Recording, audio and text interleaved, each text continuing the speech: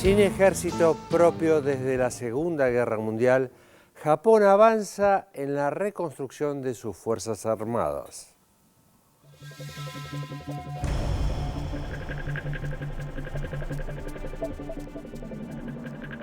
Tras la derrota en la Segunda Guerra Mundial, en su peor momento como nación y con las dos primeras bombas atómicas ya arrojadas por Estados Unidos sobre su población civil, un Japón devastado es ocupado por fuerzas norteamericanas. Al poco tiempo, un equipo de juristas y militares de los ocupantes, por orden del general Douglas MacArthur, redacta la Constitución que aún rige institucionalmente al país. Es precisamente el artículo 9 de esa Carta Magna el que fue modificado recientemente por el gobierno del primer ministro Shinzo Abe. La modificación habilita un nuevo objetivo para las fuerzas militares japonesas. Se trata de un cambio sustancial que modifica el papel estratégico de Japón en la región y repercute de manera trascendental en su sociedad, por lo que la transformación impulsó un intenso debate entre las fuerzas políticas y sociales, la gran mayoría de las cuales resiste el cambio por razones que se enlazan con la cultura pacifista japonesa.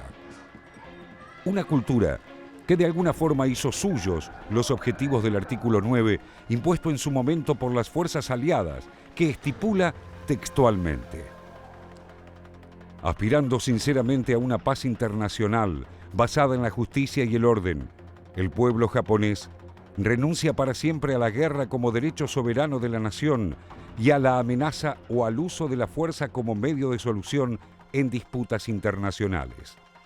Con el objeto de llevar a cabo el deseo expresado en el párrafo precedente, no se mantendrán en lo sucesivo fuerzas de tierra, mar o aire, como tampoco otro potencial bélico. El derecho de beligerancia del Estado no será reconocido. Sin embargo, en 1950 se creó la Reserva de la Policía Nacional para reemplazar a las tropas estadounidenses que peleaban en la Guerra de Corea, cuerpo que luego pasó a ser el núcleo de las Fuerzas de Autodefensa de Japón.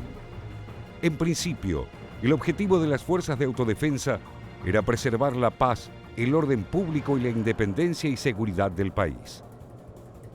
Ese destino recibe, sin embargo, un sustento económico superlativo.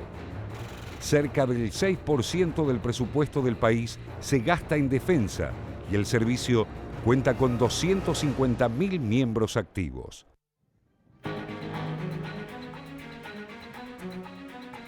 Es llamativa la importante porción de presupuesto que el archipiélago destina a estas fuerzas de autodefensa, alrededor de 59.000 millones de dólares, cifra equiparable al gasto militar de muchos otros países en el mundo, al tiempo que el equipamiento es altamente sofisticado.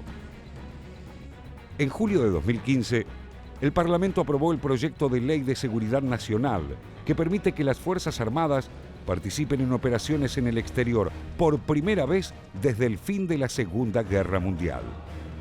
Esta reforma es una de las grandes apuestas personales del Premier Abe. El año pasado ya se había realizado una reinterpretación del texto por parte del gobierno con la inclusión del concepto autodefensa colectiva. Este paso abrió la puerta a los cambios constitucionales. Y la propuesta de ley fue apoyada por mayoría absoluta gracias a los votos del Partido Liberal Demócrata de Abe y los de sus socios del Partido Nuevo Komeito de centroderecha. No obstante, 5 bloques de la oposición abandonaron el hemiciclo durante la tensa votación en una estruendosa protesta contra los cambios. El jefe de la oposición, Katsuya Okada, calificó la ley como una mancha en la democracia. Y la modificación permite a Japón proporcionar apoyo defensivo a fuerzas estadounidenses bajo ataque cerca de su país, cooperar militarmente con fuerzas estadounidenses para salvaguardar a ciudadanos japoneses en riesgo en el extranjero, participar en actividades de dragado de minas durante una guerra o enviar fuerzas japonesas para proteger el acceso a la energía o a líneas de comunicación de importancia fundamental para la supervivencia japonesa. Y la voluntad de reforzar el papel del ejército también está pasando factura a la popularidad de Abe. Un 41% desaprueba la gestión frente al 39% que lo apoya. unos niveles nunca vistos desde que llegó al poder a finales de 2012. En clave defensiva, el primer ministro evaluó que esta ley es vital para defender a los ciudadanos japoneses y prevenir la guerra.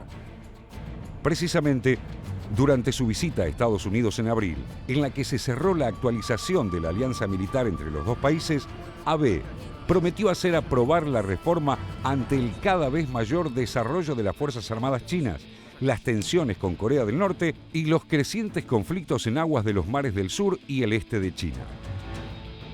Durante el mandato de Junichiro Koizumi, entre 2001 y 2006, se reinterpretó la prohibición constitucional y Japón se dotó de nuevos instrumentos de gestión de crisis.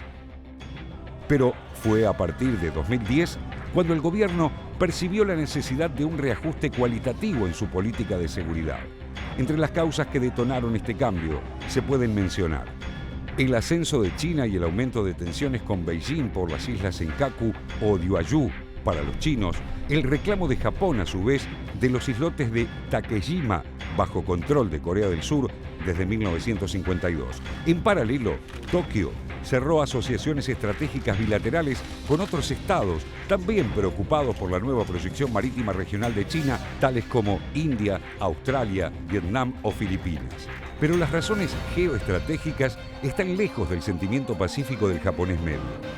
Abe tiene a buena parte de la sociedad en contra, desde los ibakuya o supervivientes de las bombas nucleares a los jóvenes que temen que la reforma abra el paso a una militarización que los arrastre a un camino sin retorno.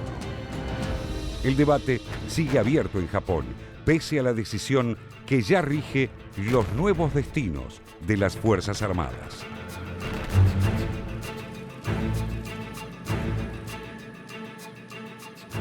Interesante que en este contexto el Japan Times, uno de los diarios en inglés más importantes de Japón, informaba hace unos días que ahora también quieren reformar una ley para poder estrechar los vínculos con el ejército de los Estados Unidos, porque como bien decías antes, Telma, Japón está muy cerca de China y ahí hay muchos temas, muchas heridas abiertas todavía, así que hay que prestar atención. Sí, es un país casi tomado, hay 130 bases norteamericanas en Japón. Pequeño detalle.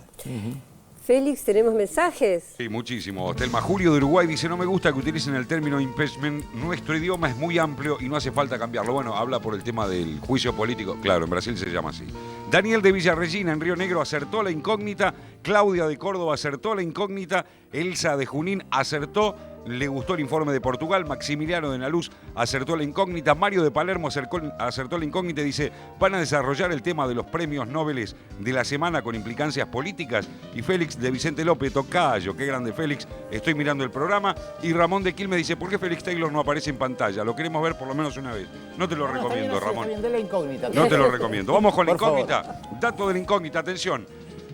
Nuestro personaje en una narrativa no convencional, las películas de esta cineasta recientemente fallecida están basadas en observaciones sobre la vida cotidiana, la sexualidad, el aislamiento y la política en el siglo XX. ¿Quién es nuestro personaje? 0800 444 1777 4535 0709. Al regreso de la pausa le contamos de quién se trata y por supuesto tenemos todavía muchísima información aquí en Visión 7 Internacional por la televisión pública. Ya volvemos, no se vayan.